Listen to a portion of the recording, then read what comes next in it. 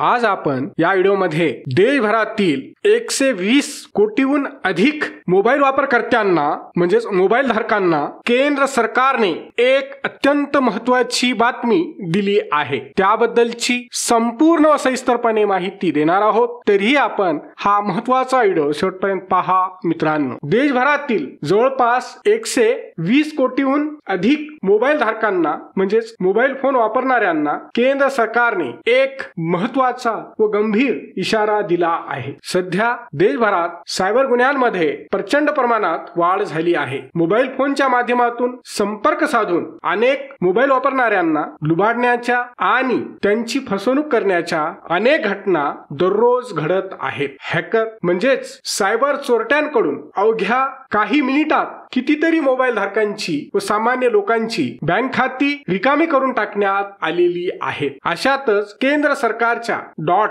म्हणजेच department of telecommunication कडून देशातील सर्व मोबाईल धारकांना या 5 नंबरवरून येणाऱ्या कॉल्स पासून सावध व सतर्क राहण्यास सांगितले आहे। अन्यथा तुमची फार मोठी फसवणूक देखील होऊ शकते। तुमचे बँक खाते काही सेकंदात रिकामे देखील होऊ शकते। याच पार्श्वभूमीवर मोबाईल वापरकर्त्यांनी व देशातील नागरिकांनी आपली फसवणूक टाळण्यासाठी कोणते फोन कॉल उचलू नयेत या बाबतीत सरकारने काही सूचना जारी केल्या आहेत। हॅकर म्हणजे सायबर ठग कॉल करून मोबाईल वापरकर्त्यांची माहिती चोरतात किंवा त्यांचा फोन हॅक करून त्यांची मोठी फसवणूक करतात। त्यामुळे तुमच्या मोबाईलवर येणारे अनोळखी कॉल उचलण्यापूर्वी 10 वेळा विचार करा। चांगले तपासूनच कॉल उचला। केंद्र सरकारच्या दूरसंचार विभागाने असेच फसवणूक करणारे काही नंबर जारी केले आहेत। लक्षात ठेवा +77